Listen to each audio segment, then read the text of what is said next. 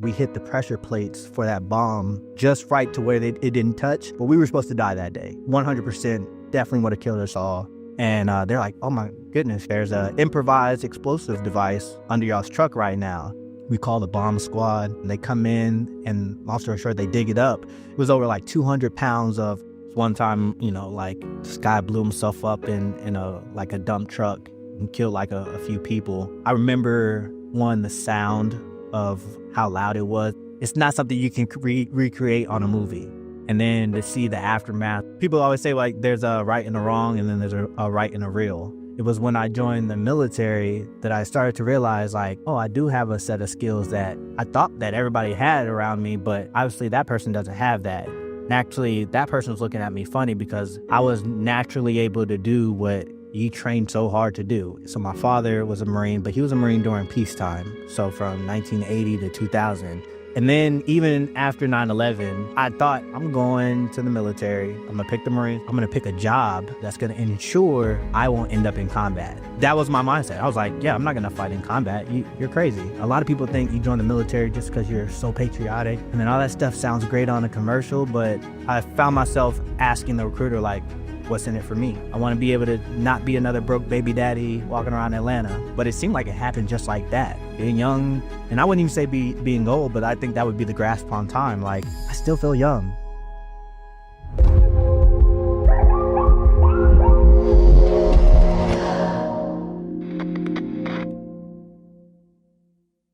Welcome back to another episode of The Last Zebra. I'm your host, Ugo Ezema, and today's guest is Kevin Thompson, dear friend. Welcome to the show. Thank you. I appreciate it. I appreciate you coming through. I know you're a busy man these days. Not too busy. Not too busy. Tell us a little bit about yourself, man. Who are you? Who am I? Yeah. That is an interesting question. And I felt like you were going to ask me that, and I still feel like I'm unprepared to answer it. Who am I? I am... how would I define myself? I would say an optimist. I think I have a little inner hippie in me. So I'm just one person that just wants good for everybody, right? Like I think everybody should get along. That it'll always work out. Probably think more positive than negative. I'm a father, which is a big part of my life, which I think is one of my purposes here on earth. I'm a husband to the love of my life. Been together for a very long time. Shout out Mariah. Friend of the show. Yeah, friend of the show. Yeah. She has definitely come by the show and graced the show with her presence. I'm a son to two loving parents who did a fantastic job of guiding this kind of mischievous kid to some of the right things in life. And I'm a brother to one brother of mine who's slightly older than me. Super cool dude. He lives out in Portland. But I would say I think all those definitions kind of make up who I am. And at the end of the day, I would like to say that I'm Kevin. Like, what does that even mean? I don't know. But like, I think all of these things make up this character that sits in front of you today. So it's curious to me that you named all of these really important parts of your life, and you didn't mention that you're also in the military. Oh yeah. That's interesting that you brought that up.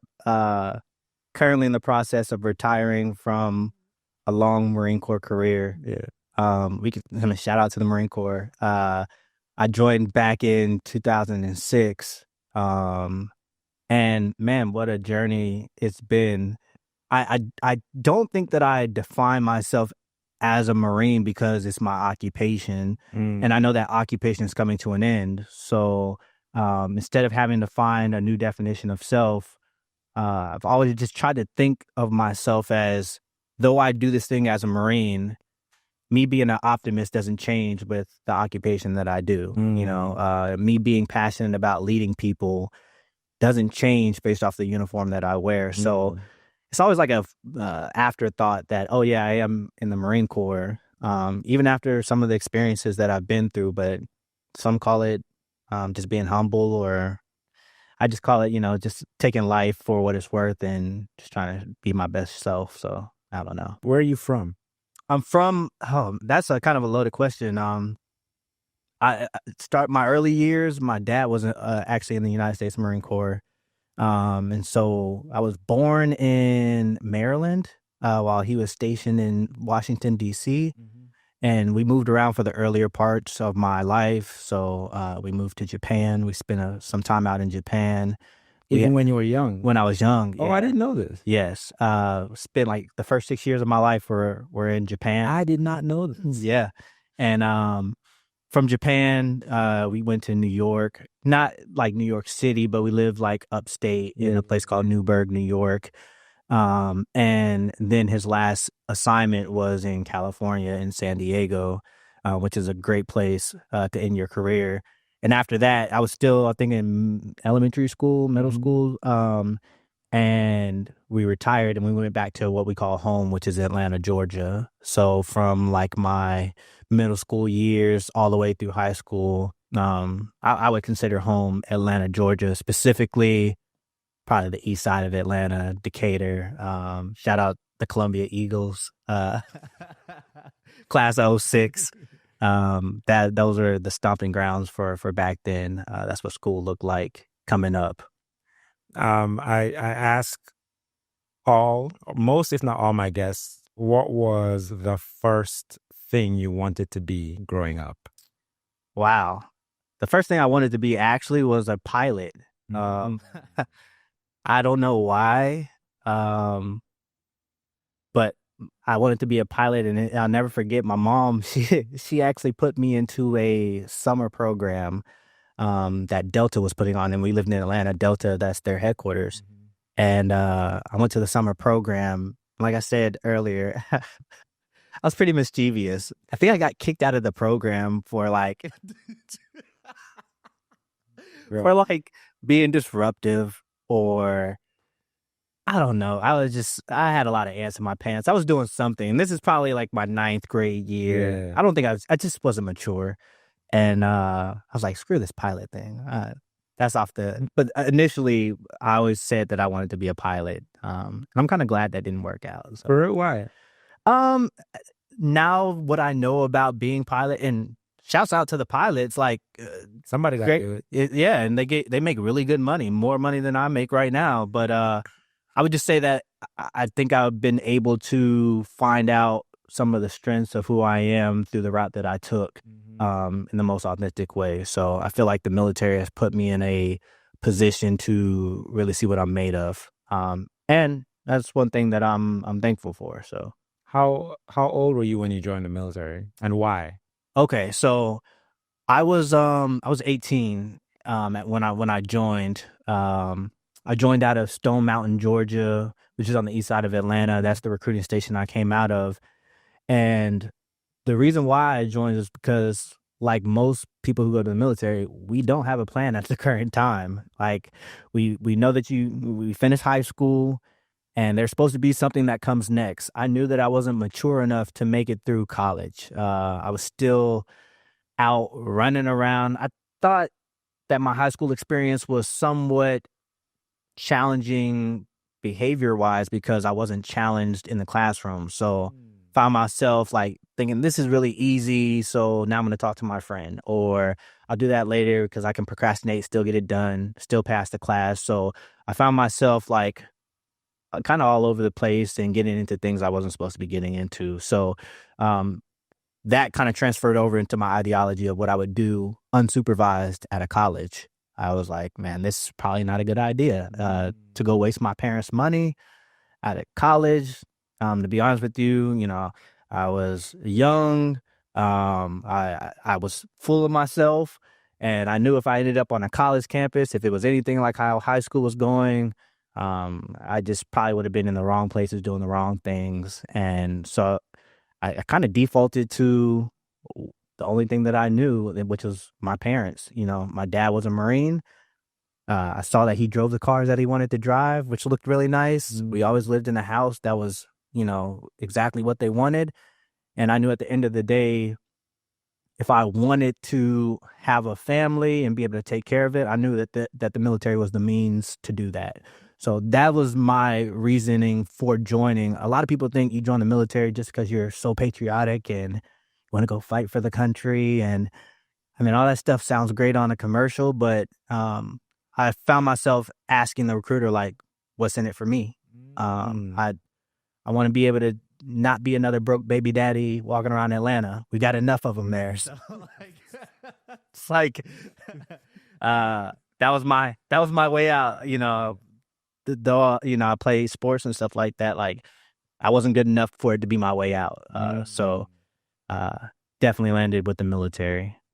It's curious to me that you mentioned, or at least you got the sense that you weren't mature enough to go to college, but you had the insight to be aware of that. I feel like that takes some level of maturity.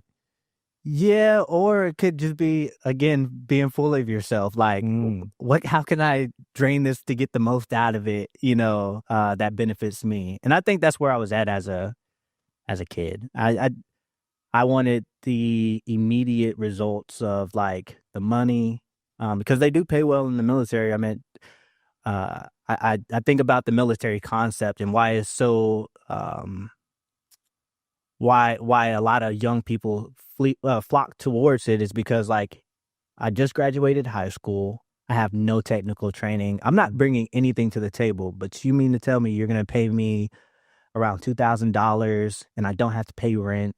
All I'm paying for really is my iPhone 25 and my Camaro, you know, car payment, and all the rest goes in my pocket. Like that sounds great to a young guy from the east side of Atlanta, where I'm like, dang, you know, this is, I'm looking for independence. I'm looking to get away from my parents. I don't want to have to go back to the house or ask my parents for money. So I think that's more of what I was looking for when I made the decision. Like I wanted to get away from my parents, not depend on them, and then know that all the things when I get older will fall into place. Like they'll pay for my college when I do choose to go. I feel like I'm recruiting people right now. I just talking about all the highlights of it, but no, it just worked out for me in that sense. And I would say that the beginning part of my career is probably what locked me into staying as long as I stayed. So I have I would say a positive outlook of the military as an immigrant coming here, knowing through you and, you know, having shared your experiences, and all of the benefits that the military can provide, especially to a young person. I am surprised that not more young people don't just default to it. I think that's part of the hustle. I think there's certain groups that get scared away from the concept. And I even heard it when I was joining, right? Like, especially in the Black communities, they say like, oh, we're going to fight the white man's war. And there's history behind that of how that comes to be. And we look at like the Vietnam time frame and the World War time frames where we were starting to get invited to come fight because people didn't have enough bodies to fight. And now all of a sudden we need the Blacks, or we need the Native Americans, or we need the women. I think there's a concept behind that, but I think for any young person who's not sold on a academia background of I want to be in a college, get a 4-year degree or go further than that, like the military is a great thing to look at. I tell a lot of young guys that I work with, usually the people that come by my office for some mentorship, that like I didn't realize how much of a threat I was in a positive way to the people around me until I joined the military and I got out of my hometown. You know, like, what do you mean by that? So like being in on the east side of Atlanta, I would say that because I was mixed in with so many people like me, I didn't know my true value. It was when I joined the military that I started to realize like, oh, I do have a set of skills that I thought that everybody had around me, but obviously that person doesn't have that. And actually, that person was looking at me funny because I was naturally able to do what you trained so hard to do. It was just something I could do. Man, I could run fast. Maybe that's my athletic background. Maybe it's how I navigated in like a corporate setting to where I can change my vernacular from one thing to the next, and just all the things that the east side of Atlanta taught me how to do naturally seemed like they were talents in the military. I don't know if it's because the population was, I don't want to call them average, but like in military spaces like that, still has to be an average. And I fell outside of the average in a good way, which was interesting to find out, especially with some of the narrative that you hear in your hometown of like, you're just another guy, you know? Right. So I thought it was beneficial. If you could go back and talk to your younger self, like when you were just starting to the military, and you were to say something to him that would be much more profound than I need some money, et cetera, what would you tell him to further convince him to join the military? And conversely, what would you tell him to not join the military? Oof. Okay. All right. I would tell him to either convince him to come in or to join. The time is going to go by fast. I think our grasp on time coming out of high school is very different than your adult life. It feels like the years go by so quickly as adults. I feel like I went from being the youngest guy in the military room where I'm just like happy to be there to now one of the senior guys in the room. And I'm looking like at the guy who's, 18, 19, like, dang, you a baby, man. Yeah. Like, what? But it seemed like it happened just like that. It went from, being young, and I wouldn't even say being old, but I think that would be the grasp on time. Like, I'm sitting here about to retire this year or by the end of this year, and I still feel young. I'm about to be 38 years old next year. Did you just Kevin Hart me? I ain't that old. I'm sorry. But that's what they do. That's what they do to me at work. Like, I'll be like, yeah. You about to retire, son. You're 65. In their mind, I really am. Yeah. I was teaching a group of young Marines, and I was like, yeah, the first deployment I went on was in 2007, and everybody like sat back, and I was like, that was doing too much. And then it's even worse. One of them like raises their hand, like, Master Sergeant or Sir, whatever he calls me, like, sir, I was in elementary school. Why did you make your voice like that? Because that's how they sound to me. Because they're so, they're babies. Right. No, but like, yeah, they make me seem old, but I'm like, it went by so dang fast. Went by so fast. I even think about like the different phases of my military career, even where the nation has been, like I came in during wartime. Like, it was, you knew if you joined at the time that I came in that you had a high probability of ending up in what we call the sandbox, which is, in the Middle East. And though I didn't take that into consideration when I joined, which I probably should have. Which is surprising. Well, not surprising. I'm not saying surprising for you. I'm saying surprising in general. I feel like that would be so pervasive in my mind. Like it would be enough for me to say, all right, nah. Yeah, I'm good. I'll wait till they sort this out. I'm telling you, bro. Back to my immaturity. I talked to the recruiter and so this is how I think about it, right? So my father was a Marine, but he was a Marine during peacetime. So from 1980 to 2000. So even before like 9/11 kicked off and everything. So all I saw was peacetime Marine Corps from my father's point of view. And then even after 9/11, I thought, I'll join the military. And this is where my mind was at. A lot of people would probably discredit me for saying this, but like, I was like, I'm going to the military. I'm gonna pick the Marines not just because my dad was a Marine, but the uniforms are kind of cool. They pay kind of well, and I can travel, do some travel and adventure and stuff like that. But I was like, I'm gonna pick a job. When I talked to the recruiter, I was like, let me pick a job that's gonna ensure that I won't end up in combat. Like that was my mindset. I was like, yeah, I'm not gonna fight in combat. You're crazy. Like.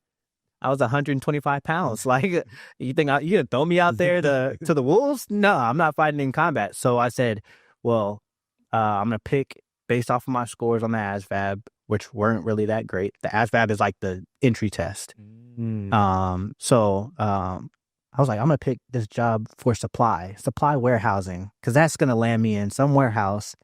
I'll never have to fight, right? I'll just count screws and drive a forklift. Like, I'm doing all the simple stuff, right? They'll leave me alone. Yeah. And dog, I'll never forget, I went to boot camp. I went to like our job school. I learned how to be a warehouseman. And they sent me to my first duty station, which was in Cherry Point, North Carolina. And I'm like happy to be there. Every day I come in, my uniform's like pressed. I'm just like Nick the new guy. Like everybody's like, this guy's extra excited to be here. And I was probably at work for no longer than 3 weeks. And my supervisor comes out. He was a gunnery sergeant. He comes out. He's like, hey, Thompson. I'm like, yes, gunnery sergeant, run over. I think he needs something moved in the warehouse. He said, hey, go back to the barracks. You're going to Iraq. And I said, You said Iraq, Georgia? Is that Iraq, Georgia? Is that Iraq, Northern Iraq? retire, bro.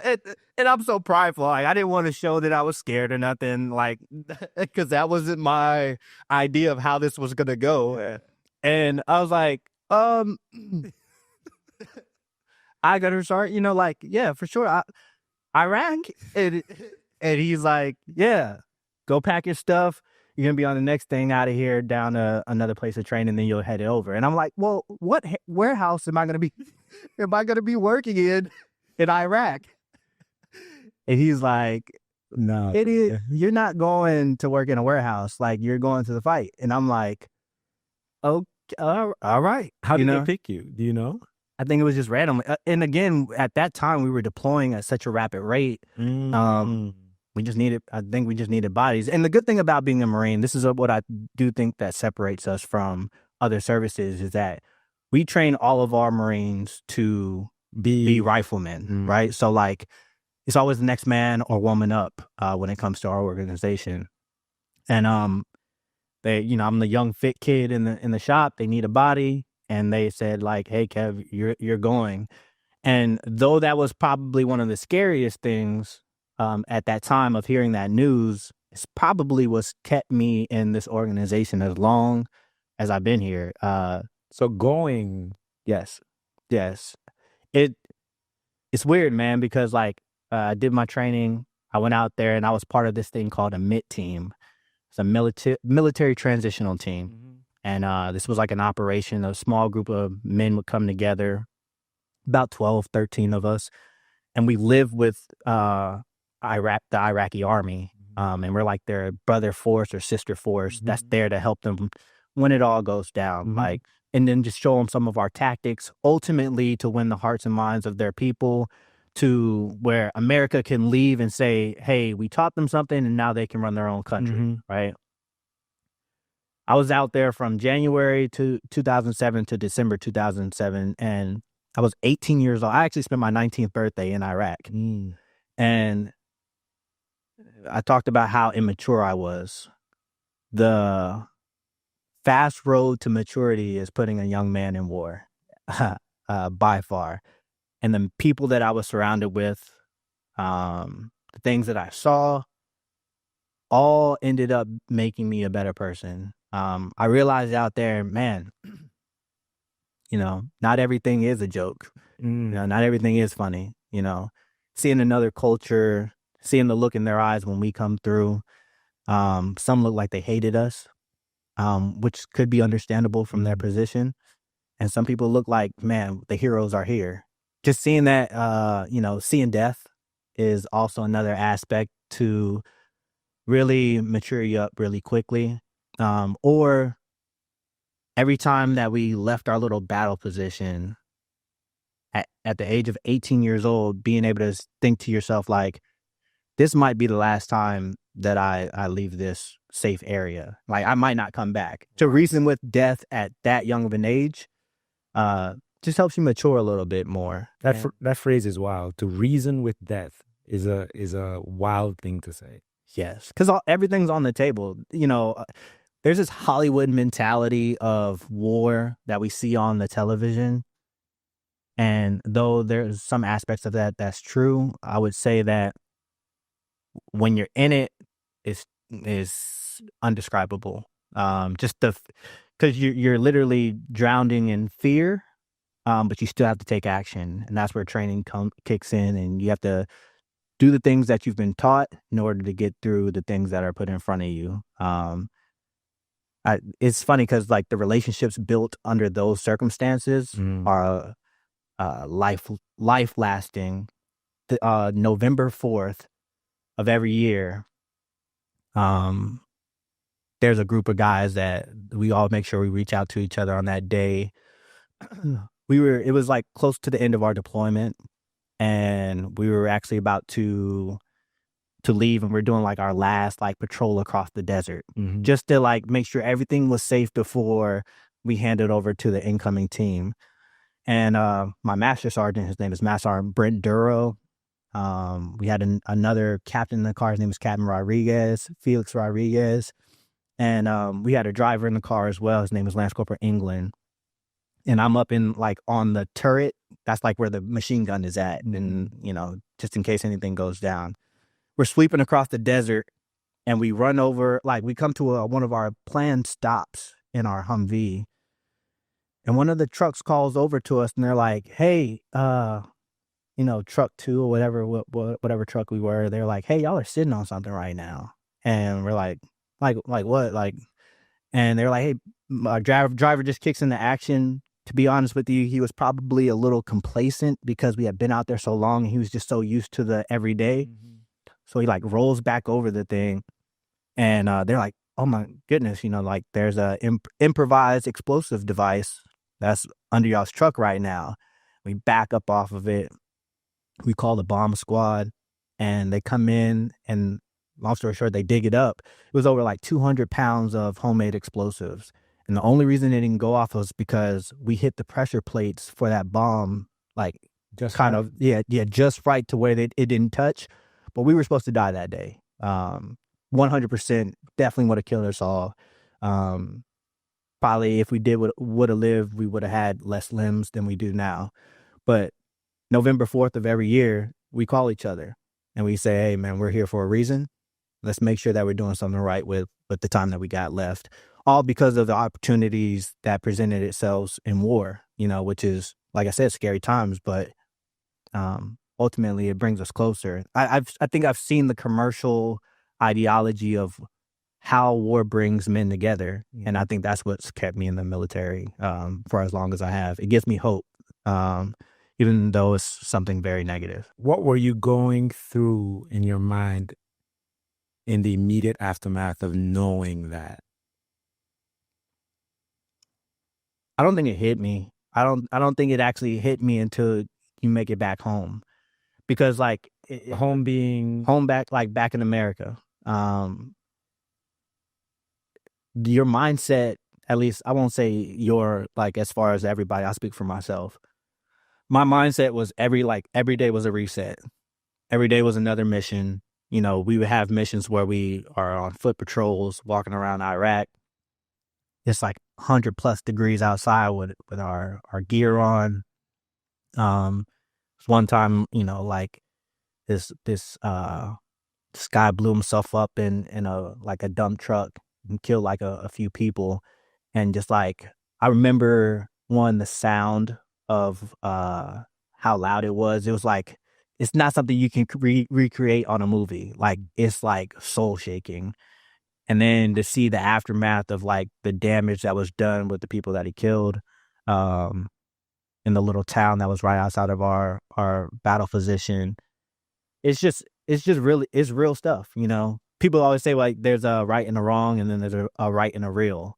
And I learned a lot of real stuff out there, especially at a young age, 18, 19 years old. But I have a lot of gratitude for it because those are lessons that everybody, I feel like, at some point in life has to learn how to deal with death. Whether you're 70 years old and you're looking death in the face, or if you're, coming from an inner city where gang violence is very apparent, and when you walk out into the street, you don't know if you're going to be coming back home.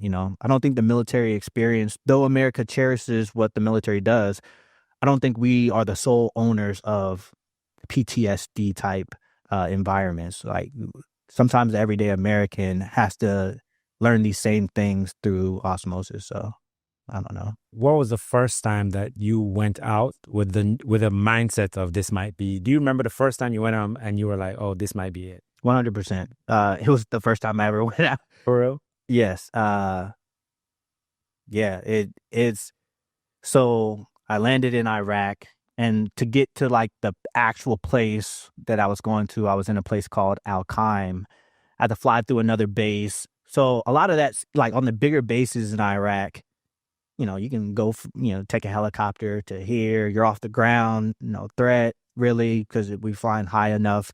But the first time I got into a truck to drive to a little battle position that I would spend 12 months, that's when it like really hit me. That's when your senses are so heightened to where it's like, not only is it like you feel like death is a possibility for you, but like for you to inflict death on somebody else is actually, I would say even more of a heightened responsibility, because I have to be willing to kill for my team. The guys that are sitting in the truck with me, we've talked about their wives that are waiting at home for them.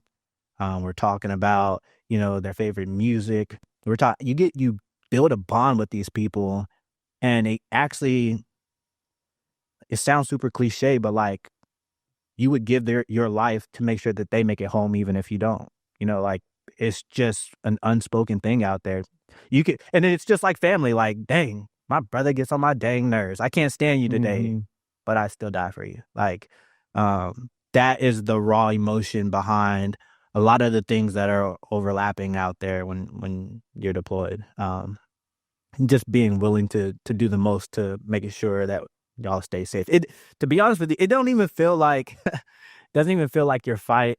I'm sorry. It didn't feel like I was fighting for America while I was out there. And I'll clean that up a little bit, because I definitely wore the uniform. I was fighting for America, but it felt like I was just fighting for the guys on my team. Like it was just like, hey, let's just make sure we make it back, because that's what we told our families we were going to do.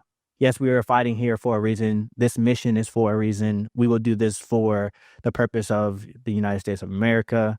But really, this is like some, what is that, Hunger Games type feelings. Like, we just got to make it back, or we got to be the last one standing.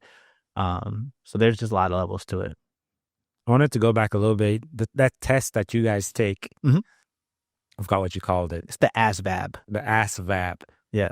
The way I understood it is, depending on your score, it kind of categorizes you into a job, essentially. Yeah. So your ASVAB is it tells you what you're good at, right? It tests you on like mechanical things, electrical things, clerical things, and it ultimately tells you like how your score plays out, what jobs you can apply for. Not necessarily apply for, but what jobs you qualify for.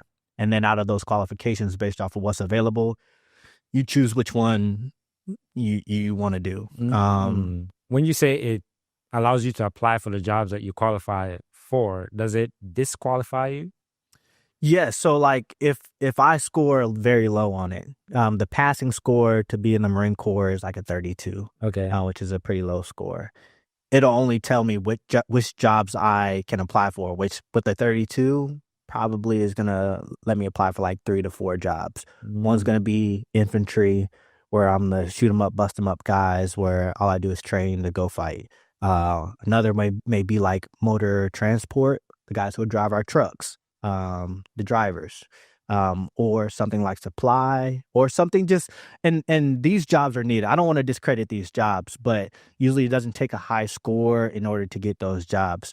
What I won't be able to apply for is like working on our $1 million jets, turning wrenches to make sure they stay in the air, because I might miss something. I might not be paying attention. So like even our intel jobs, our secret squirrels, right, that have these top secret clearances, the higher score you get, the more likely you are to be able to choose out of those jobs. Do people score high and still choose lower scored jobs? Yes, they do. And usually what comes with that is more of like a legacy type thing. Like, say, for example, during my military time, I was a recruiter, but like I would have kids that would come to my office. They would score extremely high on the ASVAB. And I'm like, dude, you can do A, B, C, and D, the world is your oyster, and they say, well, my dad was an infantryman, I want to be an My infantryman. dad was an infantryman. Exactly. I think it just speaks to like representation. A lot of people just, no matter how it may benefit them logically to go get a better job, they're tied to the spirit of what their parents did or the movie they saw, whatever have you. And those are the times I see most where people are like, hey, I want to do another job. The story that we've gone through so far is just your first deployment. How many times were you deployed? I've deployed, I would say three times to the Middle East. Mm-hmm. One was cut short. Afghanistan was cut short in 2013. And then I deployed to Kuwait in 2015. That was like a 6 or 7 month deployment. Those were less combat related. My first one, I would say, was more of the what you can expect out of what you see in the movies and stuff like that. So if the military moves you somewhere, does that count as a deployment? No. So what's the difference? I feel like this deployment thing is like a rolling definition because like when I first came in, I know that makes me sound old, right? When I first came in, the only thing we called it a deployment is when you're going to fight, like when you're going to a war zone, like Iraq, Afghanistan. Right. Those were our only deployments that we were really talking about. But like the Marine Corps and the military calls a lot of things deployments. Like if I'm in Okinawa, Japan, and we're doing an exercise over in the Philippines or in Thailand or down in Australia in Darwin, well, the Marines that go on that exercise, will call it a deployment. So not all deployments have to end up in you have to end up in harm's way. It could just be you leaving your home station and going somewhere else. So I guess the difference is one's a combat deployment and another one's a deployment. Just kind of use them differently. Where does your family fall into all of this? I mean, you are, an experienced father. Experienced father who's experienced. I mean, I have a lot of kids, or like I just been doing it for a long time. You got, doing it for both. You got 2 kids. Yeah, I do have 3 kids. Yeah. Where does your family, your now immediate family, fall into all of that? Into everything you just described? Where did they fall into? Your wife, your first kid, etc. So I met my wife. Shout out to Mariah. Shout out Mariah. A real one. A real one. I met her by way of this city. Shout out to New Orleans. Shout out New Orleans. And 2005, Hurricane Katrina, I was a senior in high school, going to Columbia High School in Atlanta. And she was a senior here at Edna Carr, which is not too far from here. And when Hurricane Katrina came through, it ruined her houses. So she relocated to where she had some family, which just happened to be the east side of Atlanta. And she came to my high school. Actually, her cousin was a good friend of mine, or is a good friend of mine. And I'll never forget, one day after school, I hadn't even met her yet, but like one day after school, we always used to click up. And my cousin, or her cousin, my best friend, was like, hey, man, I'm going back to the house. I got some family in town. And I was like, bro, all right with you. Like, no big deal. He's like, all right, they're going to kind of be in the way. But like, I was like, it's all good. I'm thinking we're going to meet like male cousins because the way he's talking about it. Like I was like, can they hoop? Like, I was like, can they play ball? Like, what we talking about? Right. And I'll never forget, we pulled up to his house, which was like 5 minutes from the school. We walked through his garage.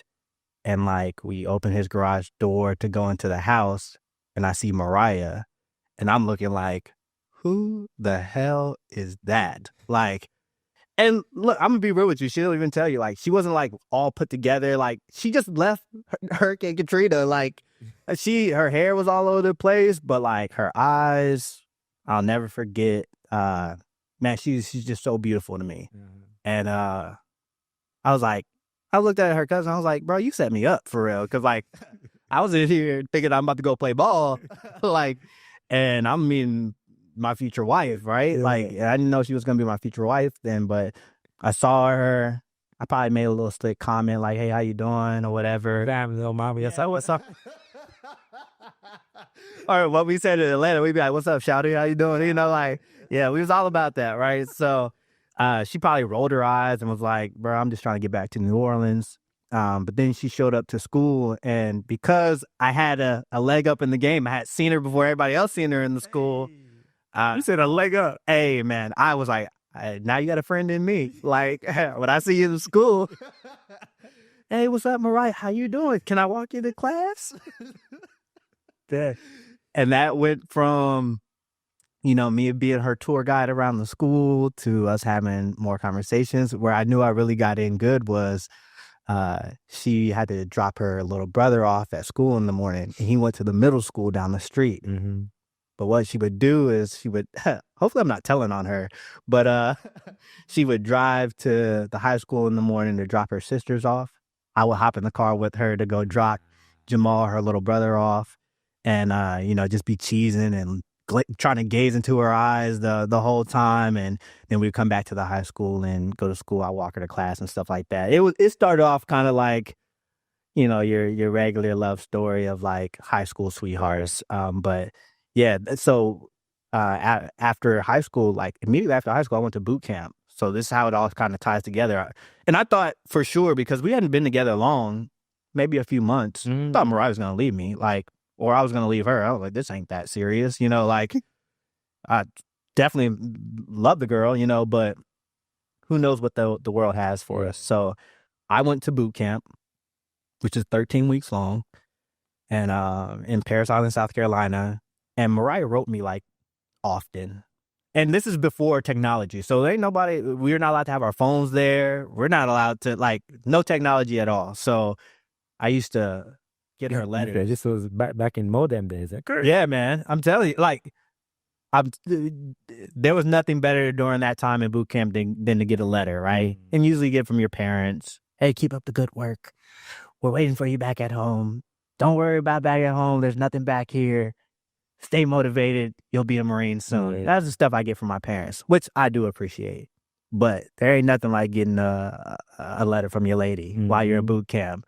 And it wasn't no sexy stuff or nothing like that, but just to have somebody, on your side that time, during that time, going through some hard stuff, it stood out to me. I was like, this is not normal, because she could be in her first year of college going to try out anything that she wants to try out right now. But she stayed committed. And I was like, it's interesting, I kept it kind of like, I might have a good one here, right? And then I told you after I joined, I deployed shortly after, and I deployed for a year. Who was by my side that entire deployment? Like, we used to have to use this like phone card. This shows how old I am.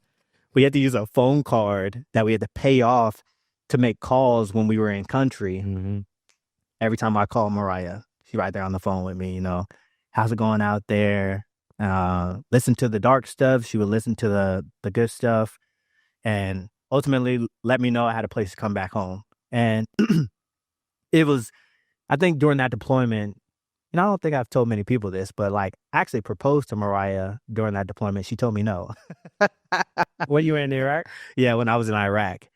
And rightfully so. She told me no for the right reason. And I'm so glad that she did, because one, I asked her over the phone, and it was because of, like I was talking about earlier, it was because of fear. I didn't think that I would be making it back home. And the one thing I wanted to do was at least let her know the extent that I would be willing to go as far as you being in my life. So she's like, I don't want this to be based off of a circumstance. She was a lot more mature than I was. By far. But she told me, well, let's talk about it when you get back home. And then get back home. I don't know, you do this thing that happens, but usually you end up with a kid after it, right? And we ended up with our first child, Kaya. Shout out to Kaya. Shout out to Kaya. That's our artist. And Kaya was the first one that came around. We weren't married yet. I think we were engaged, but Mariah was finishing nursing school when Kaya came about. We had some help from our family. Mariah was able to finish college. I was doing the military thing, and then that's when we got married. And the first place that we spent together as a family was right after Mariah. She graduated from nursing school. She moved up to Virginia. That's where I was stationed at the time. And I had like three more months there, and I had orders to go to Japan. So our first station together that we really got to experience as a family was Japan, Okinawa, Japan, which was the biggest blessing in disguise, man. Like I remember when they called me and told me I had to go to Japan, and I was like scared to tell Mariah. She had never been out the South, like she had only experienced New Orleans and Atlanta. And I was like, babe, so I know I told you that we were trying to go to California, but they're pushing us a little bit farther than we're We're past California. yeah, a little bit further west. a race. And I told her I got orders to Japan, and she was like, well, okay, we're going. Like, we're all going as a family. And man, talk about young family. That place was needed because we really learned how to depend on each other. When you're in a different time zone where I'm mad at her, I can't call my parents because they're asleep, right? She's mad at me, but really there's nobody to call. Her sisters, her cousins, all the people she would normally call, they're in a different time zone, 13 hours away. Really forced us to really like get gritty and figure out what marriage looked like for us with a child, and ended up having our second child out there as well. So yeah, that's how the family kind of got introduced to the military life. How did Kaya being born change your worldview, if it did? Oh man, Going from, because thus far you've been high schooler, give me the money, yeah, to this girl with the eyes. I think she's the one. She is the one. You've experienced deep levels of commitment through the military itself, which is a different kind of a commitment that you would have for someone like your wife, for instance. How does a child come into that, and how does that, like, you've been growing along this kind of like you've been maturing along this path, and maturing in very different ways. How does your first child, and your first daughter too? Yeah. Now, daughters are very, listen. How did that change your world and your worldview? When Kaya was born, man, I'll never forget that. Like, one, she had so much hair. Like, not to get too graphic here, but I remember the hair coming out before anything. And I was like, yeah, just a lot of hair, man. She popped out. And it's crazy because, like, I feel like with parenthood, you think that you're capable of love until you see your child. And you're like, oh, just like this unexplainable, unconditional love that you'll have for, this thing that came from you.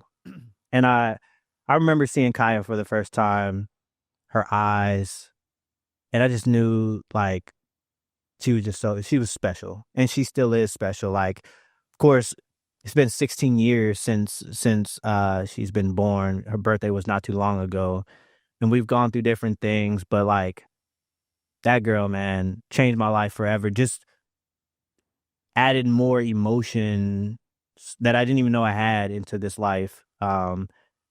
Sometimes I look at people who don't have kids, which either by choice or not yet. Yeah, not yet, right?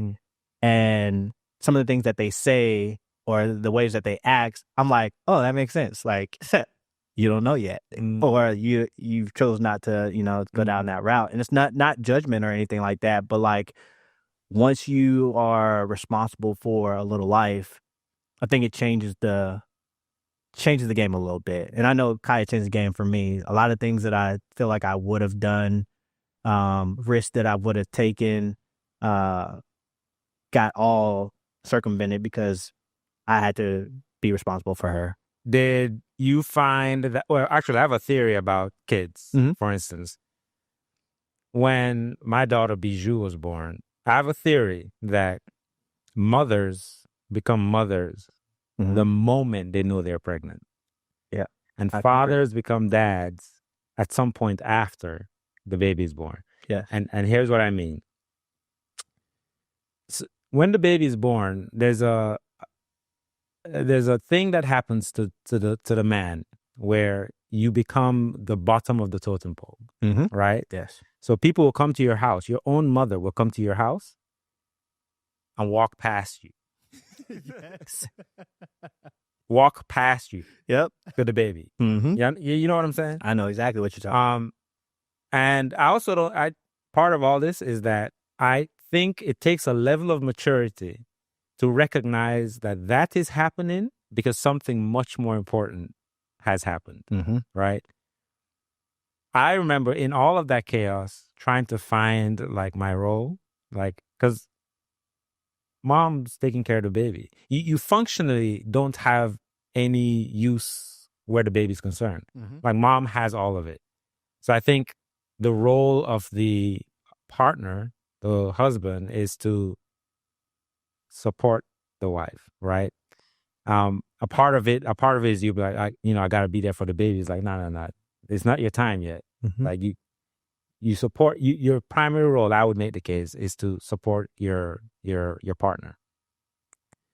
And at some point, you see your child for the first time, and that's what happened to me.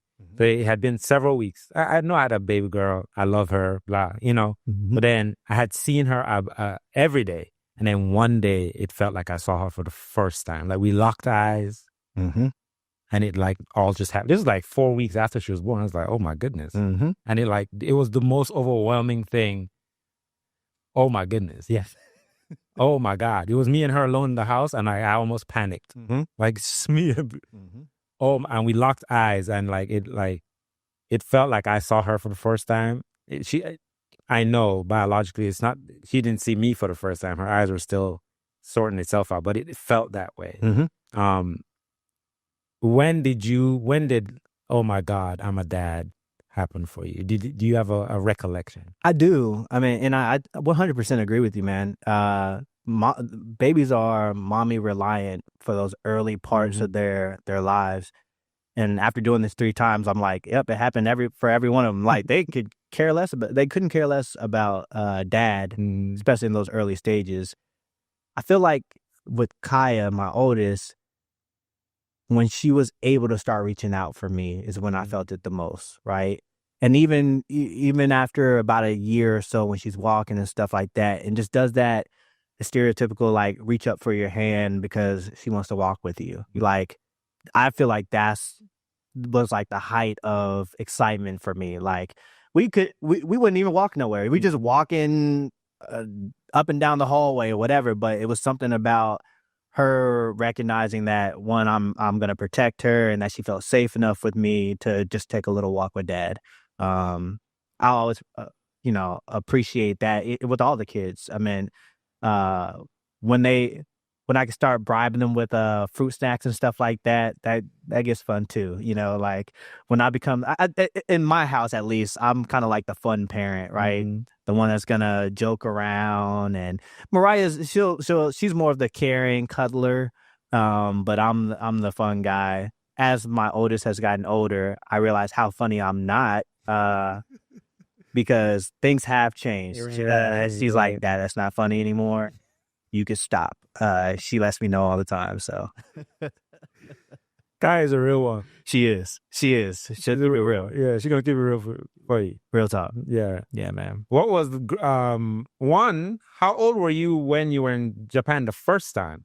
So from as a kid, I was there. I think I was a month or 2 old. Got on a plane, and then we were there until we left when I was 6 years old. Do you remember it at all? I still were. What's interesting is that we ended up on the same base that I guess grew up on. Really? And I still had a recollection of what that looked like. That's kind of cool. And I was like putting pieces together like, oh, no kidding. Okay, I remember this. So it's crazy that, many years later, I was returning back to a place where I was partly brought up. And I thought it was a full circle moment. It was pretty cool. Yeah. What was it like living in Okinawa? Oh, Okinawa, Japan makes me realize that even when I get out the military, that I would be open to living in places outside of this country. We always say like America is the best place in the world, the most powerful place in the world. We're probably the most privileged place in the world. got a lot of things going on in America, but that doesn't mean that other places don't have it going on as well. I think we could actually learn a lot from other countries. In Okinawa, actually, that's where like the longest living people reside. It's a blue zone, I think is what it is. Although Yes.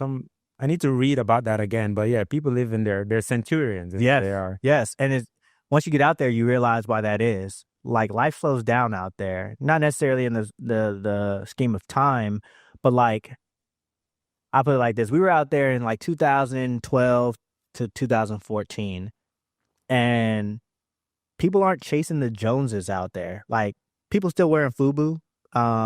Everybody drives a crappy car because the way that the island is set up, like the salt water is going to eat at your car and rust it out anyway. So nobody's trying to pay for a car that's super expensive. They're just trying to live. And we always talk about Southern hospitality as Southerners, and me being from Georgia and loving New Orleans. Like Southern hospitality is pretty dope, but like, so we made it to the island. We got off the plane and we were looking around like, oh, this is different. We wonder how this experience is going to go. And one of the first weekends we were in Okinawa, Japan, it's me, Mariah, and our oldest Kaya. And we go to this cherry blossom festival. And man, it's beautiful. Like we don't know how to speak Japanese, so we're not interacting that much, but we're just walking, kind of taking in the sights. A friend that brought us to that festival. But then there was this like big rain cloud that came over the festival. And we were like, oh, crap, let's get the baby out of the rain. So we ended up standing under this like garage, this woman's garage. Like it was like a lifted house. So we just like stood under there just to get Kaya out of the rain. And after about like 2 minutes or so, we hear the door open and we're like, oh, crap. Like this lady, especially with our American background, you know, 2 black people, 3 black people standing in your garage. Like it's probably not a good look. But this lady opens up her door, rushes outside. She has like blankets and she rushes outside and she comes up to Kaya. She's like, kawaii. That means cute in Japanese. And she starts like rubbing her down, like as far as like getting the water off of Kaya's hair and stuff like that. And she's like, she's so cute. And we don't understand what she's saying, but she's just kind of like talking very calm. And she goes back inside and we're like, man, that's pretty cool. And then she comes back outside with like cakes and cookies and stuff like that, starts feeding us. And I'm like, oh, that's pretty cool. I mean, kindness is universal. And I will tell you that what we experienced over there had me open up my eyes to like Southern hospitality ain't the only kind of kindness that's out there. Like other people can do it differently, but it still can be done right. My previous guest, shout out to Stacy. Shout out Stacy. She and I were having a conversation about good people and about how I would make the case that the vast majority of people are good people. And I feel like that is a perfect example of that. Yes. Especially because bad news, what's the saying about the rotten apple and how that it spreads like how it... Yeah, but like more people, the negativity, nothing spreads like bad news or like... Yeah. And of course, the media is much more focused on the sensationalizing those things. So much so that the reality is that most people are fantastic human beings. Yes. You're saying yes, and I'm assuming your experience having traveled as much as you have. Man, you bring up a really good point, a point that I was actually talking about today with a good friend of mine. His name is Billy. I think you've met Billy. Oh, I know Billy. Yeah, Billy's awesome, man. Great Billy. Billy should be a guest on the podcast. Billy should definitely be a guest on this podcast, right? Yeah. But we were just talking about how we as humans like dehumanize each other in order to make it okay for us to do bad things to each other, right? So like, you know, I don't know when this is going to air, but currently right now, there's some riots going on in LA.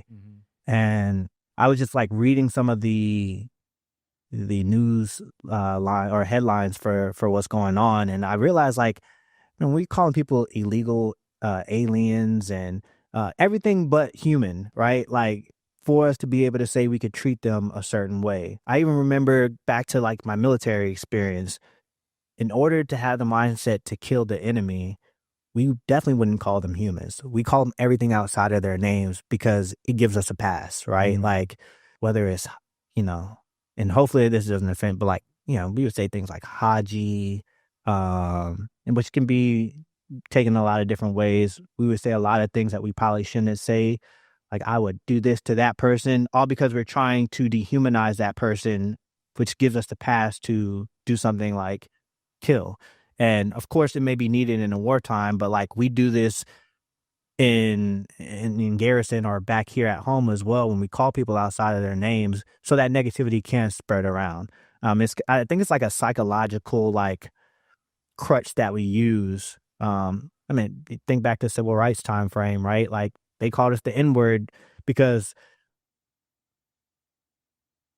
what would it say about you if you treated another human that way, right? Like, so we'll use different terminology. Why the woman beater will call his lady a chick, right? Rather than calling her, or he'll call her out her name, the B word, right?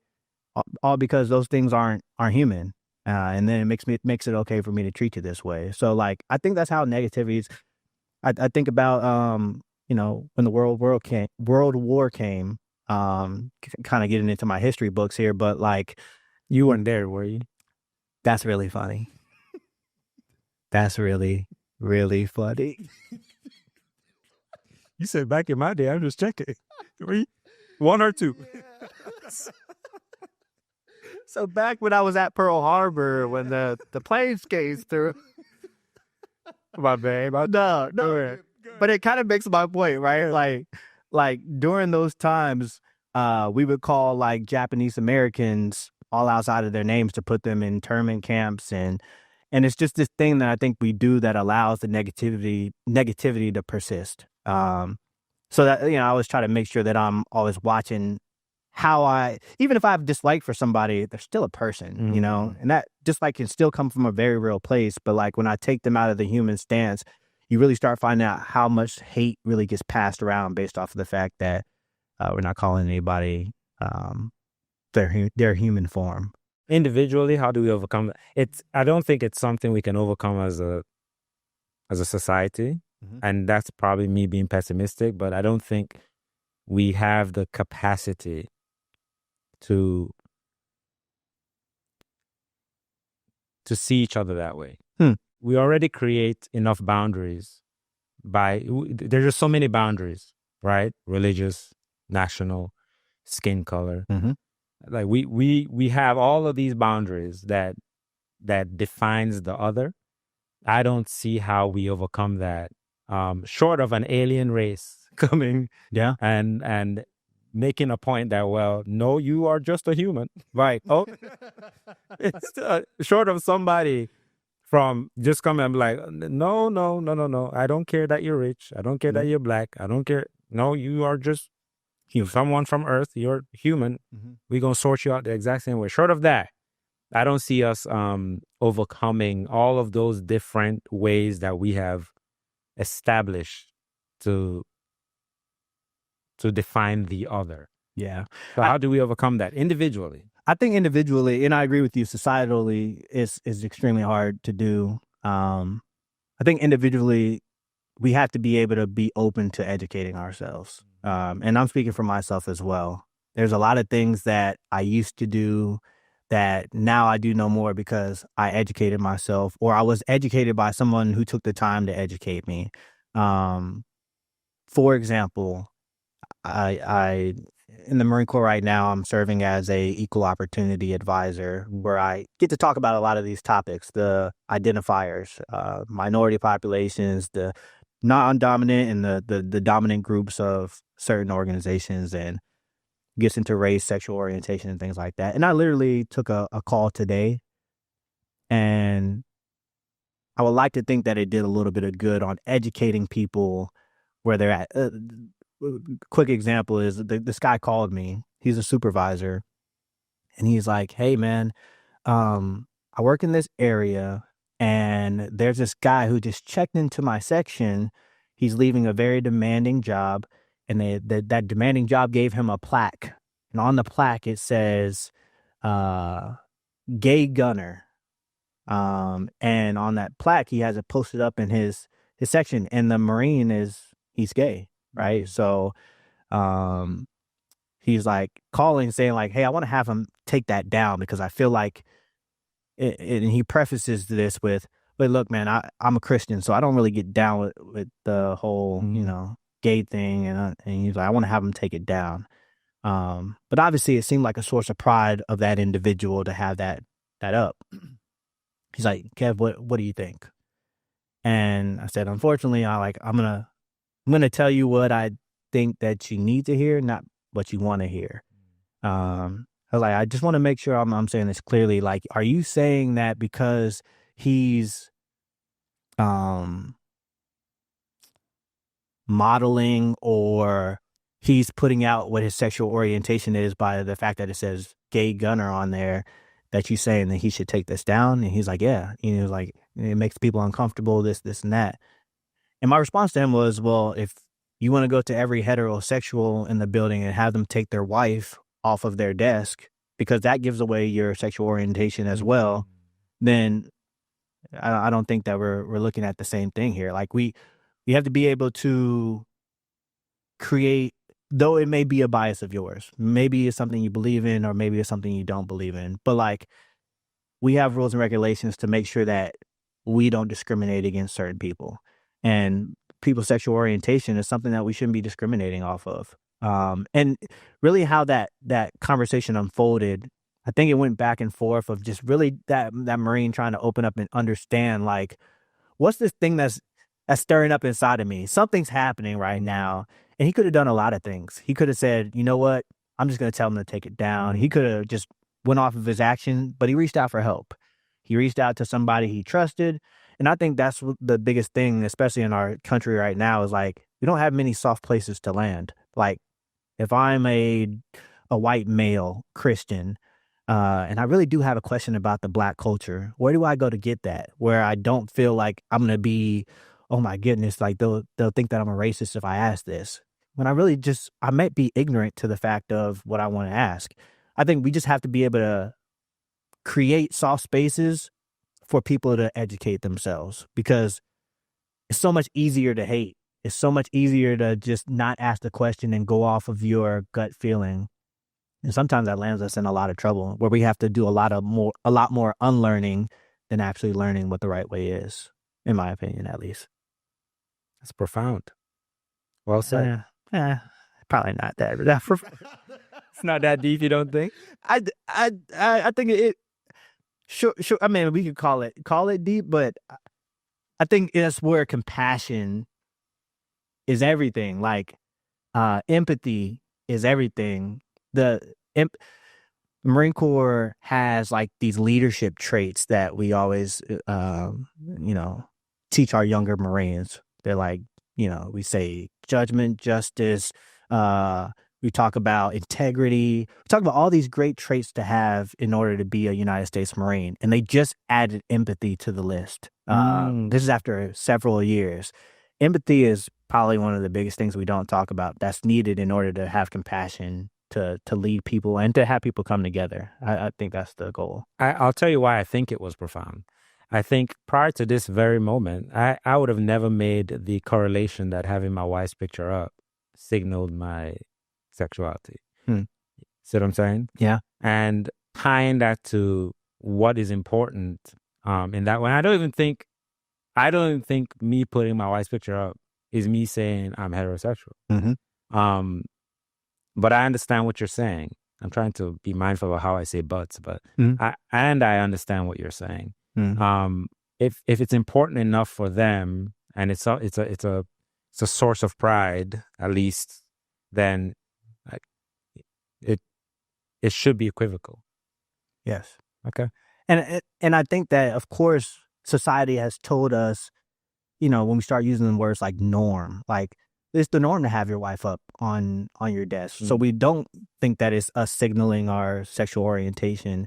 And it doesn't even take, I'm a straight male, but it doesn't take me to be gay to understand that. Like, I think that's where empathy comes in, because can I just take a moment of time to take my shoes off and put on somebody else's and say, man, I wonder if I showed up to work and I couldn't talk about my wife. or I couldn't talk about, what I did this weekend with my partner. Like, how much of me am I really bringing into work? Because I tell you what, the 20 years that I've been in the Marine Corps, a lot of the reason, probably over 75% of the reason that I show up every day is because of my wife. It's because of my kids, which all signal the background of my sexual orientation of what I've built. So, like, taking that away from other people just because it makes me uncomfortable, how fair is that? I get the belief system. I get, hey, if the thing that I read in this religion says that that's not okay. Well, one of the biggest things I had to realize was that my beliefs are for me and not for other people. Like, I can't force my beliefs on other people. And I think that's got to me. Thing that we say all the time is we choose curiosity over certainty. Like, instead of being certain that you are a Christian or that you are straight, then let me just be curious and ask the question, or asking the question, hey, what does this plaque do for you? Or what did you do to get this plaque in? Like, why is it special? Why do you have it up? Asking questions, I feel like, gets you so much further in the game rather than just implying some of the things we don't know, can't confirm. I'm curious to know if first of all, I think merit has to be given to the Marine that came and spoke to you about it. Yes. I'm curious to know if the Marine in question, if you will, had a picture as opposed to a plaque, a picture of their partner. Would that have elicited the same response? I'm not sure. I mean, it's interesting because the person who was telling me about the event, they were saying that, we know that the Marine is gay. He has a partner. And the way that we talked about it, I tried to use a lot of different parallels, right? Because he's like, I just don't think that should be broadcasted. And he's like, the person I was talking to is a Christian believer. And he was like, I have a Bible on my desk, but like, it doesn't say Bible on it. And I used that against him a little bit. I'm not even going to lie. I said, so what if somebody said, what if you worked for an atheist and they said, hey, that Bible on your desk, it offends me. Would you now put that up because of their personal ideologies about your belief system? And I feel like I use that as a crutch to get through the conversation, to show him that it's not just sexual orientation. A lot of people have different belief systems and sometimes they collide, but like, honoring that people are human is where it should all start. And that your belief system could be different than mine, but I'm still going to treat you with dignity and respect, and that you should get the same things that everybody else gets around here. So you're going into year 20? Year 20, yeah. And you're retiring? Yes, sir. What does that look like for you? Looks like freedom. No, it looks like the end of a great chapter. I know they say when it's time to go, it's time to go. And I know it's time to go. I was telling Mariah the other day, I feel like I've lived the commercial. I came in, I've seen the war. I've done some really tough duty, special duty assignments, met some really good people, made some really bad mistakes, made some really good choices, got promoted. And ultimately, I've been able to give my kids some culture as far as like moving around this world. We lived on the East Coast, West Coast, overseas. I'm leaving because I don't feel like I'm leaving anything on the table, as hopefully it doesn't sound too cocky, but I did what it was supposed to, what was supposed to be done. And it's time to move on. And I'm actually, a lot of military members, like some of us get out scared because we've only been institutionalized for a certain organization. I would actually say that I'm super excited to see what's out there. I know it will come with me falling on my face probably, or making mistakes and stuff like that. But like being 38 years old with a retirement check and most likely a disability check that comes with it, having that safety net, it should allow me to use my brain and my creativity and really see how I can pour into this world in a different aspect. And I'm up for that challenge. I did my time. I'm thankful to the Marine Corps for allowing a idiot like me to make it this far. But it's time to grab my stuff and go. And, the relationships that I've created will always be there. I don't feel like because I'm outside of the organization that those relationships go away. The people that I've met, the people that I've dealt with, the people that were good, bad, and they're indifferent to me, those experiences are still there. It's just time for me to go. Let's talk about your podcast. Oh, yeah. What's going on with that? The Salad Bowl podcast. What's going on with that? So, thanks to good friends like you, I can't even take any kind of credit for this, man. And I've probably thanked you a million times. I'll probably thank you 3 million more. I've been able to start a podcast called the Salad Bowl Podcast. And it's a podcast that's actually helping me transition from the military. The preface of, or the background of this is kind of like the work that I do at work. Salad Bowl is kind of representative of society. And instead of being a melting pot of different people where we have to melt down some of the best parts of ourselves to fit in, it's more about just being authentically yourself. So like, you'll be the lettuce, I'll be the tomatoes, somebody could be the onions, and we can be different ingredients and still make a healthy meal. And so what I try to do is just bring different people on, or I'll do these things called side salads where I'll see something in life and just kind of report on it and kind of give my thoughts on it. And I think it's just my little contribution mainly to my family. I want them to look back on these times, and you and I have talked about this, and say, like, wonder what my dad thought when he was 37 years old about this topic. We have the capabilities in order to capture that now, so why wouldn't I? I would assume that there's a lot of people on the right and wrong side of history during the civil rights time frame, right? Like, there's probably some grandparents out there right now that get asked by their grandkids, like, where were you at in the march with Martin Luther King, grandma or granddad? And they could have been on the other side, but we'll never know because it was never documented. I want to ensure that my kids are educated and know that dad was trying to do the right thing. And hopefully as my podcast ages, I get more people like you, a lot of more professional and eclectic people that come on my podcast, and we just talk about real things. I mean, we like to say on the podcast, like, we like to normalize authenticity. And I feel like that's one of the biggest things I want to do. Husband, father, optimist, Kevin Thompson. Thank you, man. Thank you, sir. I appreciate you, dog.